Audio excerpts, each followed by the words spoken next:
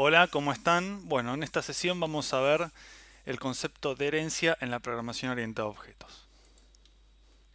Vamos a arrancar con un ejemplo. Imaginemos que tenemos un reproductor multimedia, que básicamente puede ser cualquier software que ustedes ya conocen para reproducir algún contenido multimedia, el cual vamos a tener algunos atributos que pueden ser, por ejemplo, el nombre, la versión en la cual estamos, en la cual está ahora desarrollándose, y un listado de contenidos, ¿no? Este concepto de biblioteca que podemos darle a nuestro reproductor. ¿Y qué comportamiento le podemos dar? Por ejemplo, algo simple que podría ser mostrar el contenido que tenemos, este estilo de biblioteca de contenidos, seleccionar alguno en particular y luego reproducirlo. Obviamente esta reproducción va a estar atada seguramente a el formato del contenido que tengamos. Entonces, lo que vamos a definir luego sería probablemente una clase que sea justamente otra clase de contenido multimedia.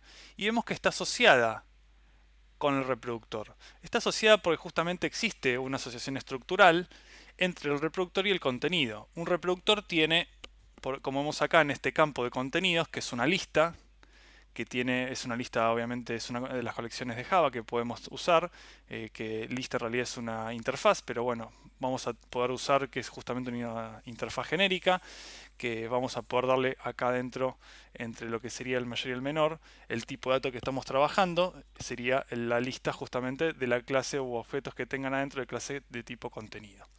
Y vemos que justamente este campo de contenidos está asociado con contenido como cero o muchos. Esta multiplicidad que le estamos agregando a la asociación, que es una forma también de definir algunas propiedades de las asociaciones en lo que es un diagrama de clases, por ejemplo en UML.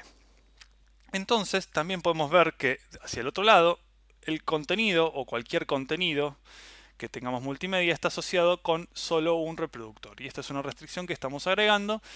Podrían darse situaciones que esté asociado a más de un reproductor, pero bueno, en este caso lo estamos modelando de esta manera.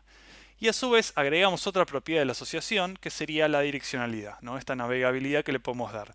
¿Por qué? Porque yo desde una instancia de reproductor puedo llegar a las instancias de contenido. Es por eso que la flecha está yendo hacia contenido. Entonces, si yo estoy parado o utilizando una instancia de reproductor, puedo buscar dentro de esta lista todas las instancias de los objetos de tipo contenido. Por eso mismo está yendo hacia allá la flecha.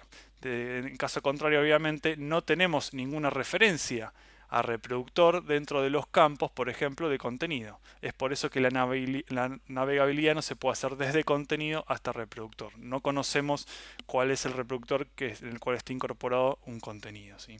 Si no llegamos a tener este tipo de flecha que está acá o este tipo de especificación de navegabilidad, podríamos asumir que también puede existir una navegabilidad de contenido hasta reproductor, quizás incluyendo acá un campo de referencia que sea al productor que lo contiene, ¿no? Pero bueno, esas son decisiones de diseño que uno va tomando a medida que lo va armando. Bueno, estos son los campos que tenemos en contenido, por ejemplo, título, descripción y autor, ¿no? Cualquier contenido multimedia probablemente tenga estos campos. Y luego tenemos dos comportamientos, uno que sería cargar, que probablemente esto esté más atado a cómo lo cargamos desde un archivo, desde algún stream desde internet, etcétera. Pero bueno, es una operación bastante propia de donde lo estemos implementando, no vamos a entrar en detalles ahora. Y la otra en sí sería reproducir. Reproducir acá aparece en itálica, ¿no?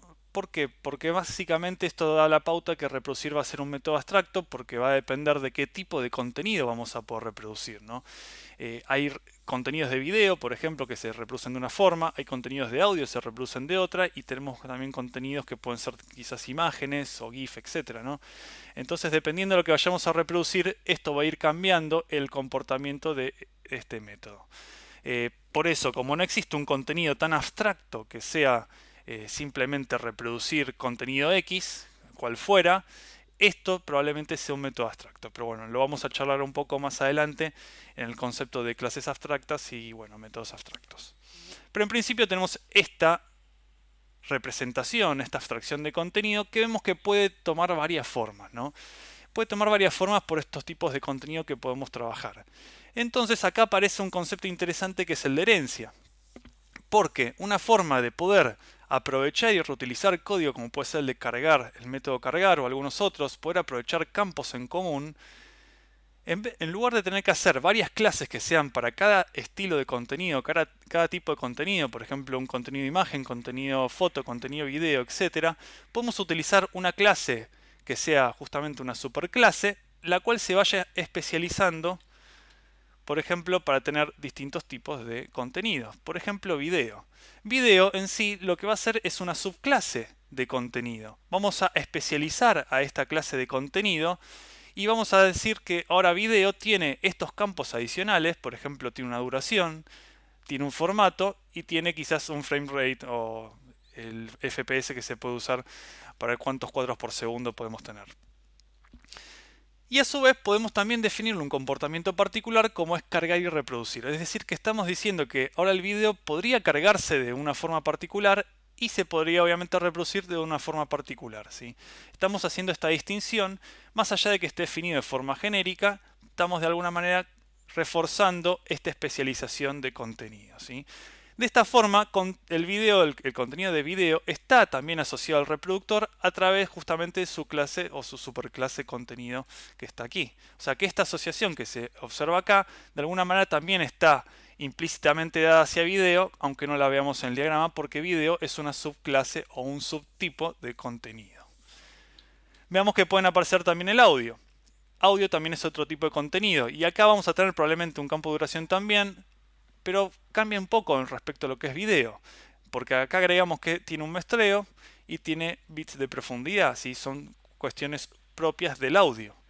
Y acá quizás el cargar no es necesario especificarlo distinto porque podemos utilizar el mismo cargar que está definido de forma genérica para cualquier tipo de contenido.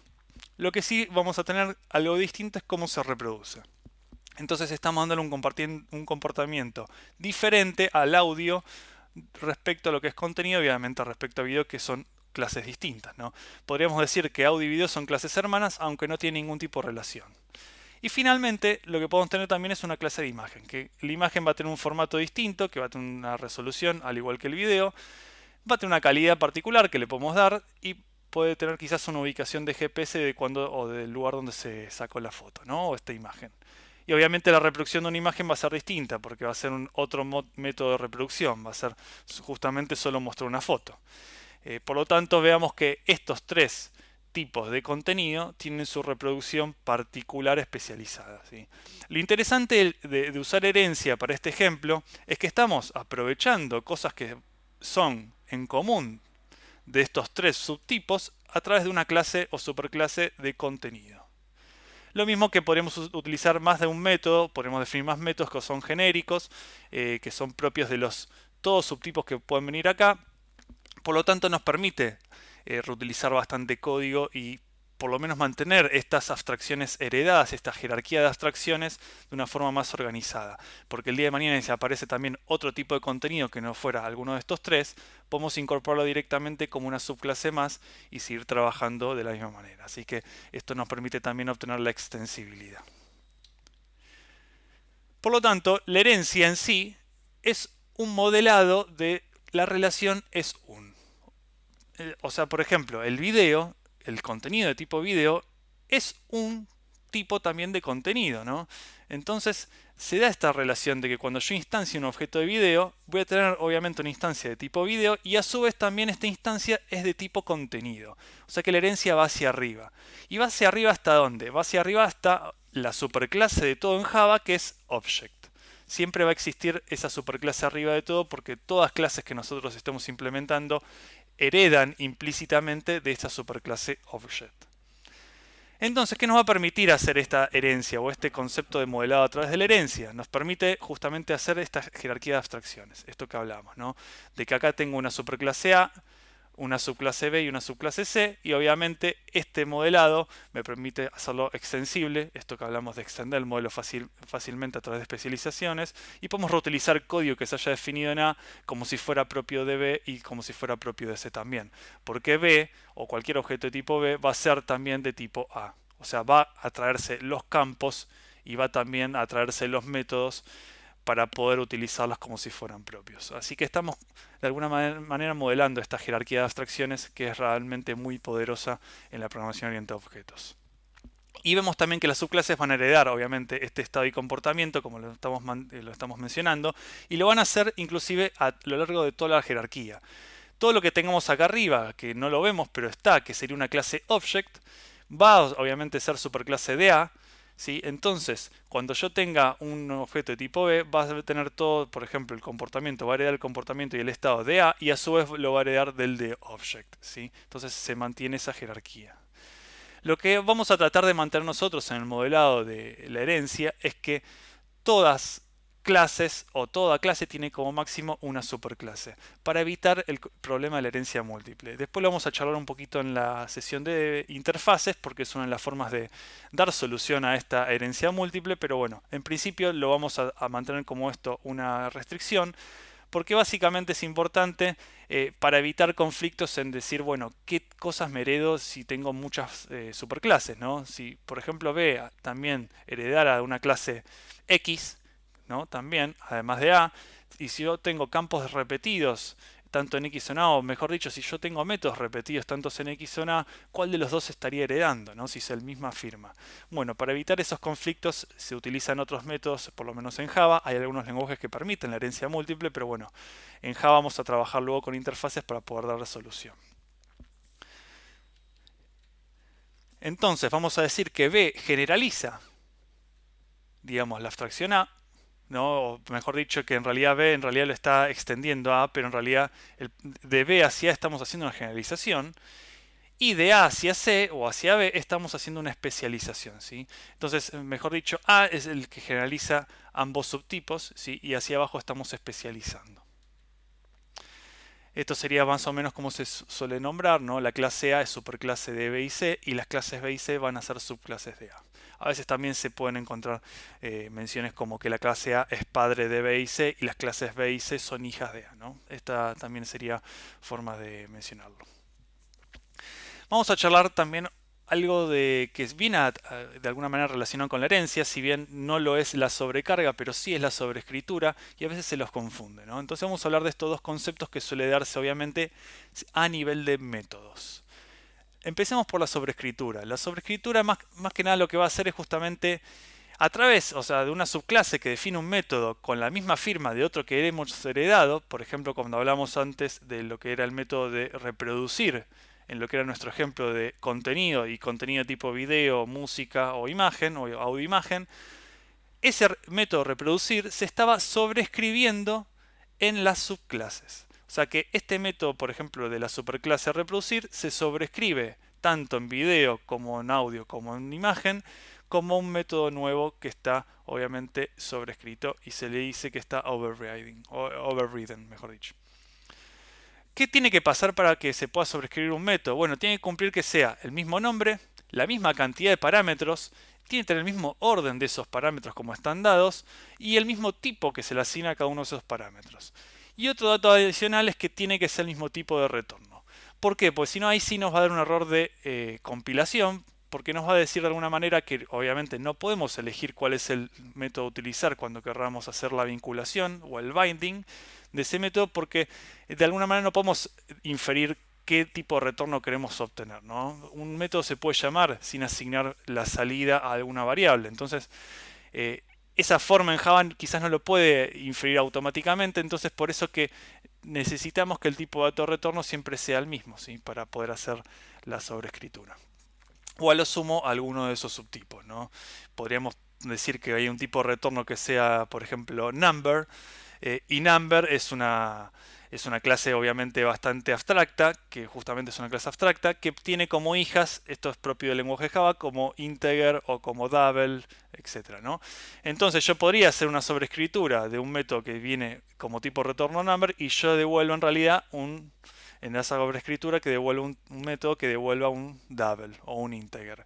En ese caso no hay problema porque tanto integer como double son también de tipo number, así que estaríamos manteniendo esa restricción que sea el mismo tipo de dato de retorno. Bueno, y en la sobreescritura existe algún concepto interesante que es la vinculación dinámica, ¿no? O dynamic binding. Que esto es que Java elige, dependiendo de la instancia que estemos utilizando o estemos invocando un método en ese momento, en tiempo de ejecución, elige cuál es la implementación que va a usar. elige cuál es el bloque de código que se definió para el método. Si es el de, por ejemplo, una clase o superclase, o si es el de un método implementado en una de las subclases. Bueno, dependiendo de cuál sea la instancia que estoy invocando, si por ejemplo es una instancia de alguna de esas subclases, voy a utilizar en ese momento, Java se da cuenta y va a utilizar la implementación de esa subclase. Y esto es importantísimo porque es lo que nos permite obtener el polimorfismo de subtipo, el de inclusión o el de herencia.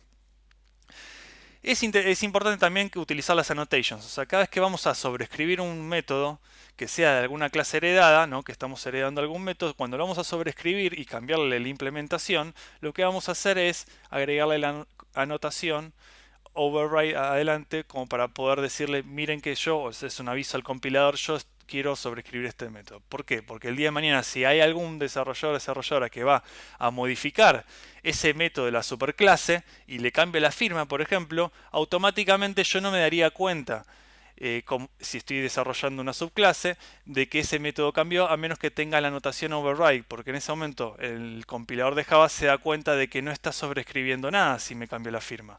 Entonces yo le estoy diciendo al compilador, mira que yo acá voy a sobreescribir algo, si no llegas a encontrar algo que estoy heredando que tenga la misma firma, avísame por favor, porque necesitaría yo también adecuarlo. Así que es una buena práctica agregar la anotación override, no es obligatoria, pero es una buena práctica.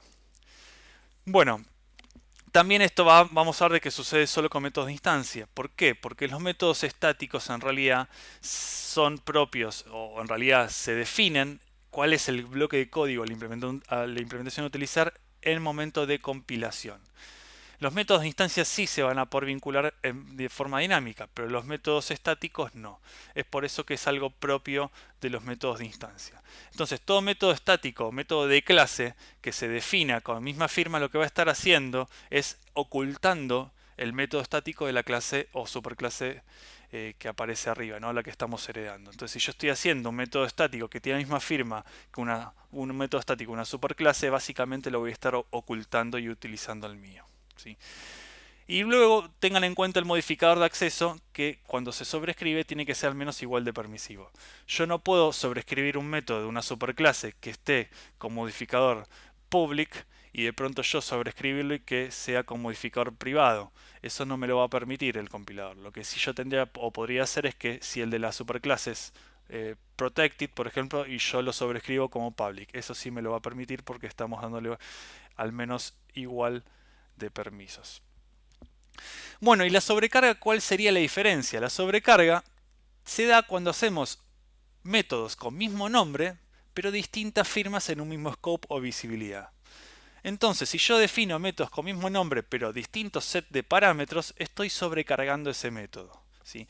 Eso es interesante o es una solución bastante práctica para ciertas situaciones donde yo quiero que un método se comporte distinto dependiendo de los parámetros que yo le paso.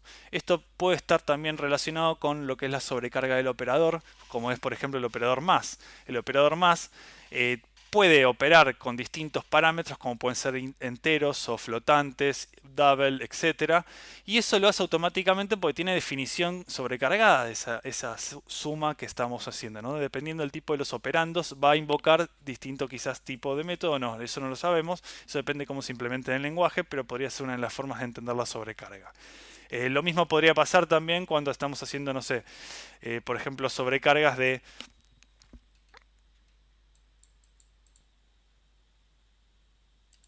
perdón, sobrecargas, por ejemplo, de métodos que sean, de este operador más, que sea sumando quizás un entero y una cadena. En ese caso, lo que podemos pensar es que podría existir una conversión de un entero a una cadena para que los dos sean cadenas, pero bueno, vemos que también podemos jugar con ese estilo de sobrecarga de un operador como es el de la suma, ¿no? De que el operador suma también sirve para sobrecargar quizás o para poder computar la concatenación de cadenas.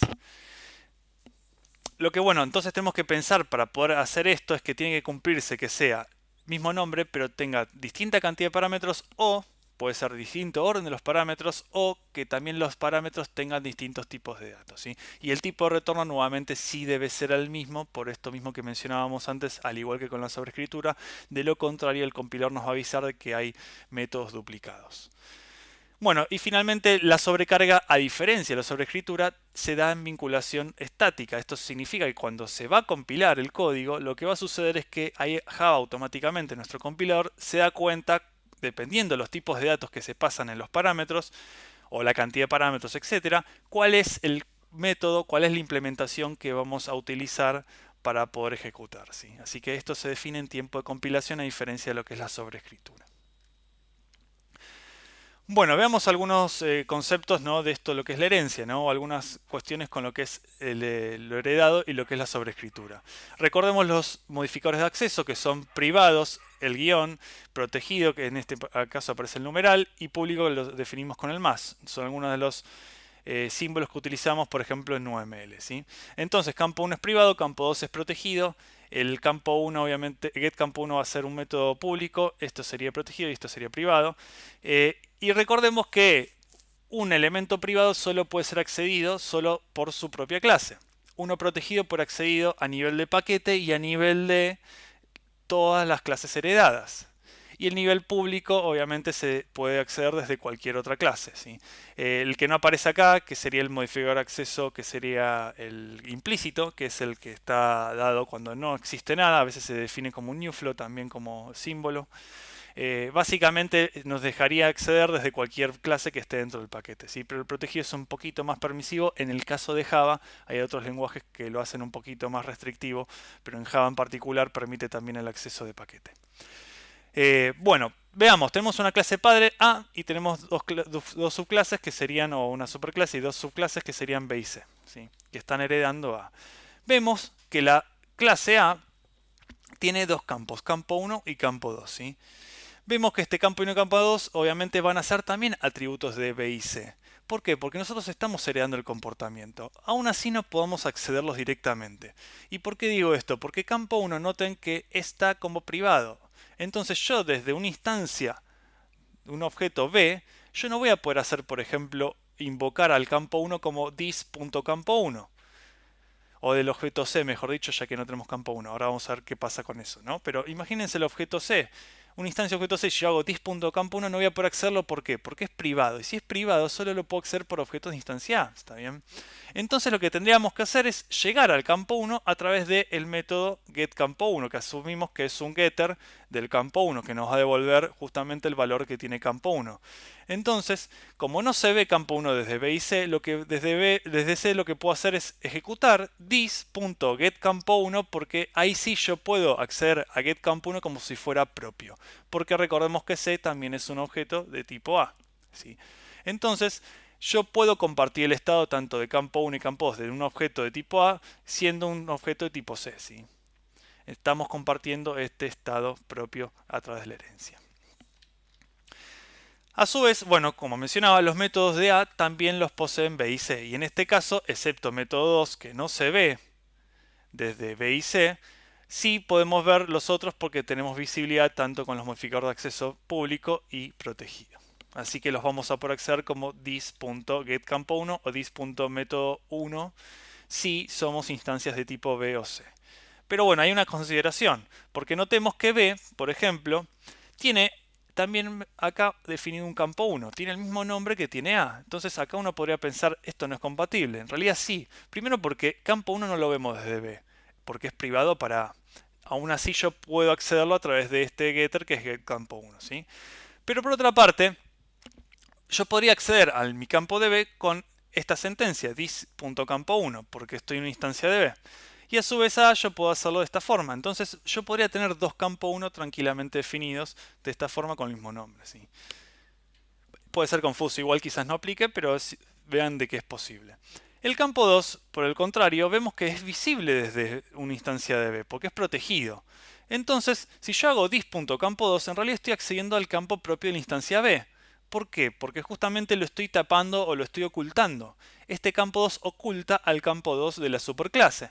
Pero yo podría acceder también al campo 2 de la superclase desde B haciendo super.campo2. Así que veamos de que también, teniendo una instancia de B, yo podría también acceder al estado de los atributos que me ofrece la superclase, ¿sí? Así que de alguna manera yo también esto lo podría tener también, ¿sí? de vuelta, son ejemplos que son rebuscados, pero por lo menos para que entiendan de cómo se pueden acceder, cómo se ocultan o no los distintos campos o los elementos que vamos viendo. Por otro lado, veamos C. C lo que va a hacer es heredar, obviamente, el campo 1 y campo 2. Campo 1 no lo va a ver, pero lo puede acceder a través de este método público. Y campo 2 lo va a heredar, así que podría hacer dis.campo2 tranquilamente desde una instancia de C. Y campo 3 es algo que se incorpora, que es exclusivo de la instancia C. Así que, en este caso, campo 3 le estamos agregando algún atributo particular a esta especialización de C. Como así también lo hacemos con B, que lo estamos llamando al mismo nombre, pero le estamos especializando un poco más porque ahora vemos que tienen campo 1 y campo 2, están de alguna forma duplicados a los que sí nos ofrece la clase o la superclase A. Volvamos a B. Veamos los métodos, por ejemplo, método 1. Método 1 vemos que también se puede ver desde una instancia de B. ¿Por qué? Porque método 1 es protegido. Entonces yo podría hacer dis.método1 para llegar al método este de A. Pero, como vemos que está también definido acá, lo que estamos haciendo es sobreescribirlo.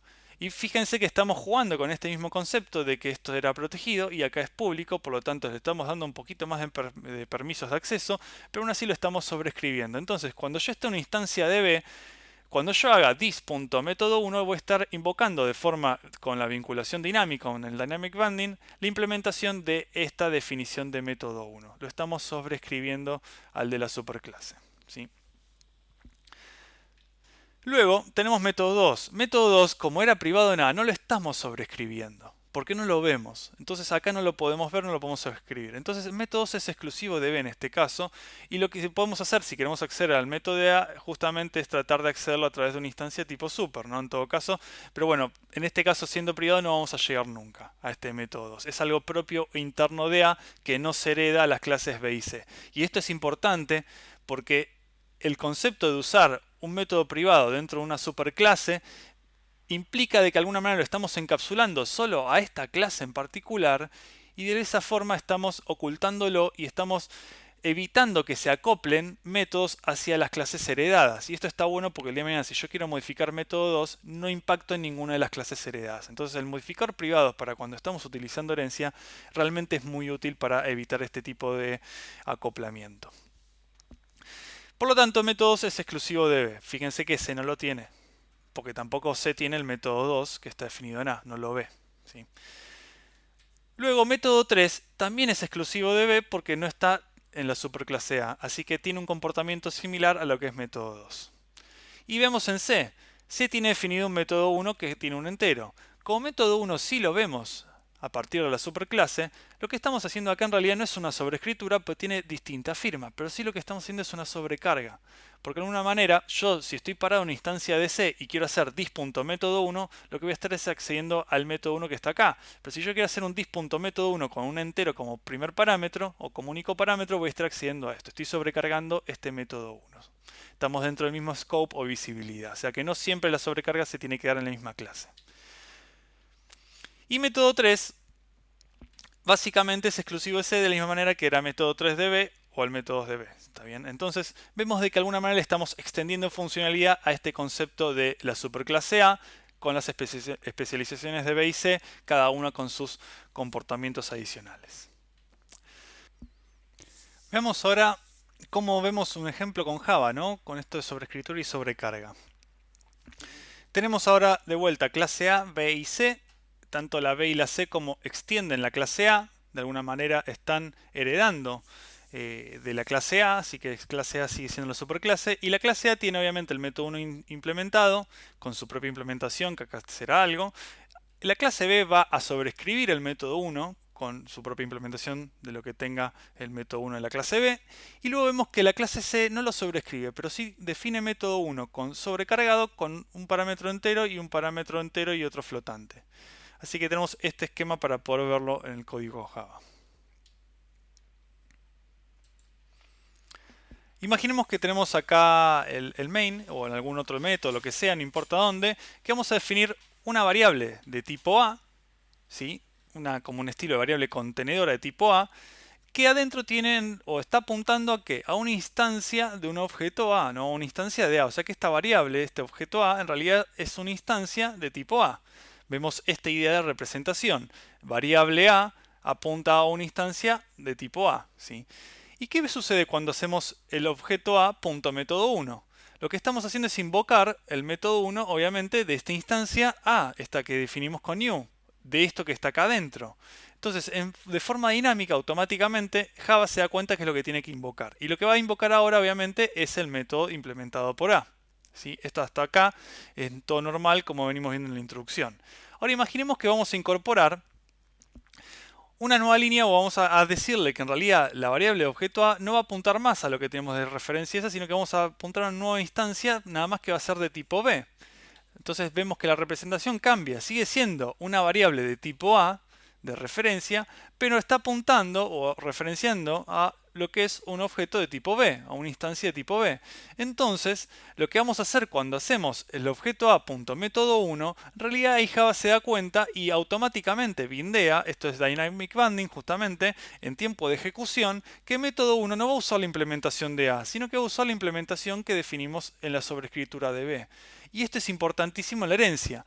En la herencia nosotros usamos esto para darle una forma, o mejor dicho, para dar polimorfismo a través de la herencia. ¿Sí? Esto es lo que es el mejor ejemplo de lo que es polimorfismo de inclusión o por la herencia, etcétera, ¿no? Que lo vamos a ver en la próxima sesión. Por lo tanto, vean que la misma variable que tipo A que tenemos acá va a depender a qué método llama dependiendo de la instancia que esté apuntando o que esté referenciando en ese momento. ¿Sí? Luego, imaginemos que lo hacemos con C. Tenemos que objeto A, le asignamos una referencia de C, como tenemos aquí. Y lo que vamos a hacer ahora es que objeto A lo llamo con método 1. Lo que va a pasar acá es como C no tiene ninguna sobrescritura del método 1, hereda automáticamente la implementación de A. Entonces esto es válido, ¿por qué? Porque objeto A en realidad es una referencia de C, es una instancia de C, que en realidad C es de tipo A también y hereda el método 1. Es por eso que lo podemos invocar y va a dar esta implementación, este código que va a ejecutarse que está acá. Luego, yo podría hacer método 1 directamente con el entero 10, pero el problema es que si yo llego a llamarlo directamente desde la variable A, yo lo que estoy diciendo es que estoy invocando con una variable de tipo A un método que tiene, un método 1 que tiene un entero. El problema es que esta variable A es de tipo A y acá método 1 no está sobrecargado con un entero. Entonces me va a dar un error en tiempo de compilación. Ahí el Eclipse o el IDE o con el que estén trabajando cualquier IDE se va a dar cuenta de que en realidad método 1 está definido para la clase A solo sin ningún parámetro. Porque el compilador, recordemos que se va a fijar más que nada en este tipo de asignaciones o de ejecuciones. De qué tipo es la variable que estoy utilizando y qué operaciones estoy haciendo.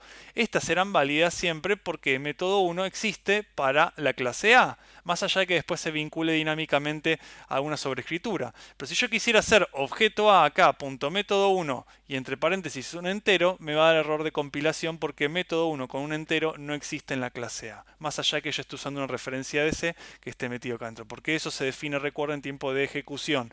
¿Cuál es la instancia real que se está usando? El compilador no se puede dar cuenta en eso. Entonces, para poder utilizar los métodos que tiene C, necesariamente tengo que tener una variable de tipo C. O hacer un downcasting o un casting explícito, que lo vamos a ver en la próxima sesión. Pero bueno, otra forma podría ser esto. Defino una nueva variable de tipo C, le asigno una referencia o instancia una referencia de tipo C, un objeto de tipo C, y lo que voy a hacer recién ahí sí es invocar método 1 de 10 y método 1 con 10 y 5,2, que serían justamente estos dos métodos que están implementados acá en la sobrecarga. Obviamente, si yo hago objeto C.método 1 sin parámetros, ¿qué va a hacer? Va a ser exactamente lo mismo que esta línea y va a ir a invocar el heredado, que es el de la clase A, porque C también lo tiene, más allá de que no aparezca explícito en este caso, ¿sí? Bueno, ¿y qué pasa con los constructores? También algo interesante que se va a ver con los constructores. Veamos que tenemos, en este caso, la clase A con dos constructores. Un constructor que tenemos definido sin parámetros y otro constructor que tenemos definido con un parámetro. Estamos sobrecargando el constructor acá. Luego tenemos una clase C, que es la que hereda obviamente de A, que está acá, y otra clase B que también hereda de A, que va a tener dos constructores. O sea, la clase C tiene un constructor que es implícito, no hace nada, y la clase B tiene dos constructores que tiene uno que viene sin parámetros y otro con un parámetro, ¿no? Recordemos, los constructores son la forma de inicializar nuestros objetos, ¿sí? Siempre se van a ejecutar cuando ejecutemos el operador new, luego de agregarle qué constructor queremos usar. Antes que nada, recordemos que la clase A también hereda ¿de quién? De object. Por lo tanto, siempre implícitamente en cualquier constructor, a menos que nosotros lo pongamos explícitamente, siempre se ejecuta esta sentencia como primera línea. ¿Qué viene a hacer esta sentencia? Es la invocación al constructor de la clase que estamos heredando. La clase A, si bien en ningún lado decimos que extiende a una clase object, implícitamente en Java todas las clases serán de object. Así que lo primero que va a hacer el constructor de A, por ejemplo, sin parámetros, es llamar a super, que es el constructor de object. Y lo mismo lo hace cuando tienen con un parámetro, ¿sí? A menos que nosotros se lo hagamos explícito. Por eso están en gris, porque esto, aunque no lo pongamos, lo va a hacer igual. Luego el constructor de A lo que va a hacer es definir estos campos. Lo mismo va a hacer va a definir un solo campo. Y veamos algo interesante en B. En B lo que vamos a hacer es invocar un constructor que está definido como super9, acá con un super entero. Por lo tanto, estamos haciendo la invocación de ¿quién? Del constructor de la clase o superclase que extendemos, o sea, el de A, que tiene un parámetro como entero. Entonces, lo que va a hacer, obviamente, es ejecutar el de A. Veamos cómo se diría en el ejemplo, a ver si lo podemos seguir. Imaginemos un main o algún lado donde estamos ejecutando código y vamos a definir lo siguiente. Una variable tipo A, un objeto A, que va a tener adentro una instanciación y una inicialización de A. Y obviamente A lo inicializamos ¿con qué? Con el constructor por defecto. Por lo tanto, lo que estamos haciendo es invocar este constructor que está aquí. ¿Y qué va a pasar? Obviamente el resultado que tenemos es que tenemos campo 1 es 10 y el campo 2 es 5. Bueno, veamos ahora qué sucede cuando vamos a instanciar un objeto B. Cuando hacemos la instanciación de un objeto B en esta misma variable objeto A, ¿no? A, lo que vamos a hacer es inicializarlo con el constructor sin parámetros. Por lo tanto, ¿qué hacemos? Vamos a ejecutar este que está aquí, este constructor que está aquí.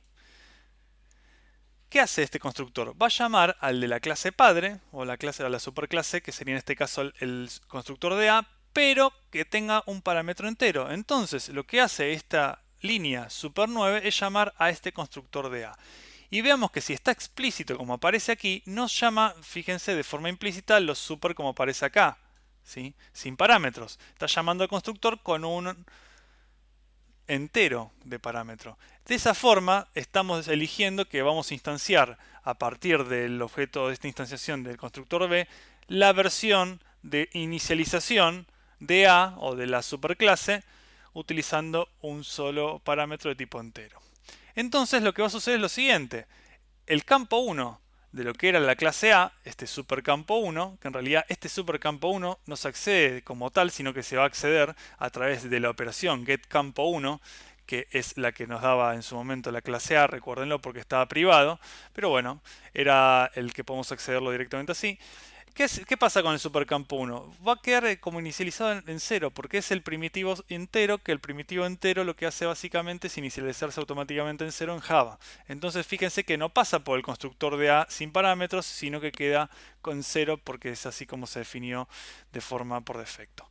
Y lo que pasa es que con el campo 2 es que sí le va a asignar el 9 porque estamos utilizando o aplicando esta línea, ¿sí? Esto es lo que estamos haciendo. Luego, los campos 1 y 2 propios de B, fíjense que en ningún momento se modifican con este constructor sin parámetros, entonces quedan también con la inicialización por defecto de enteros, ¿sí? Que son en ceros. Por eso acá están pintados distintos porque son campos 1 y 2 de ¿quién? De B, que es la clase esta, ¿sí? Ahora vemos qué sucede. Obviamente sí, esto está ocultado por el campo 2, ¿no? Que es lo que habíamos mencionado. El campo 2 de la que es la clase padre, por más allá de que la veíamos, que está protegido, en realidad está ocultado, por eso es que vamos a tener que accederlo con explícitamente super.campo2. Lo mismo sucede en este caso, y vamos a ver cuando hacemos el nuevo objeto de B, pero en realidad esta vez de inicializarlo sin parámetros, vamos a inicializar con ¿qué? Con un número entero. Vamos a estar llamando a este constructor de B. Este constructor de B, ¿a quién llama? Llama al constructor implícitamente de A sin parámetros. Entonces, los campos 1 y 2 de A van a ser obviamente 10 y 5, que son los mismos que hace este constructor que está acá. Hasta acá es lo mismo que habíamos hecho al principio, en este caso. Y luego tenemos el campo 1 y campo 2, que son del B, que se inicializan como el parámetro que se pasa en inicialización, este 8, o sea que el campo 1 va a ser 8, y 30 como un número fijo que aparece acá, es el literal 30. ¿Sí? Así que es otro tipo de inicialización que estamos haciendo a partir de esta instancia de B. Ahora vamos a hacer finalmente la instanciación de quién, de C. Y lo hacemos simplemente con un constructor sin parámetros, porque es el único que tiene. Si yo llamara a un constructor acá con parámetros me daría error de compilación, porque me dice C no tiene un constructor con parámetros, es este el único que está. Y fíjense que implícitamente, como no tiene nada, va a llamar al super, que es el de A, que sería este constructor que aparece aquí. Entonces nos va a quedar las variables de A, nos van a quedar como 10 y 5, y la variable particular del campo 3, que es de C, nos va a quedar inicializada en 0 porque en ningún momento se modificó y es de tipo entero. Así que vemos que son una manera de construir o de ver cómo funciona la sobrecarga, tanto en la herencia, en la construcción de objetos, tanto a partir de la herencia como a partir también de sobrecargarlos. Tengan en cuenta un detalle que si llegan a definir un constructor con al menos un parámetro, como podría ser en este campo el public B, automáticamente el constructor por defecto que viene implícito, que es el sin parámetros, ustedes podrían no definir constructores en un objeto o una clase. Entonces automáticamente, ¿qué va a hacer? Va a llamar algo como esto, como el que tiene C. Por ejemplo, la clase C, que yo haya hecho esto, que no haya hecho esto, es exactamente lo mismo. Implícitamente va a ser esto Java cuando instancia un objeto C sin parámetros. ¿Sí? Pero si yo llegara a agregar, como en el caso de B, un constructor con un entero, por ejemplo, automáticamente ya no existe más el constructor sin parámetros. O sea, implícitamente no existe más. Entonces yo lo tengo que definir explícitamente como está acá, porque de lo contrario, si yo hiciera la instanciación de B sin parámetros, me daría error de compilación, porque me diría que no existe un constructor sin parámetros. Así que ténganlo en cuenta, seguramente se lo van a chocar en algún momento cuando estén desarrollando con el IDE y se les va a aparecer este tipo de mensaje, así que ténganlo en cuenta estas restricciones para poder manejarlo y para poder tenerlo presente en el momento de modelado. Bueno, con esto cerramos lo que es la introducción a lo que es la herencia en la programación de objetos y luego vamos a continuar con temas de polimorfismo, de interfaces, etcétera, como algunas cuestiones un poquito más avanzadas.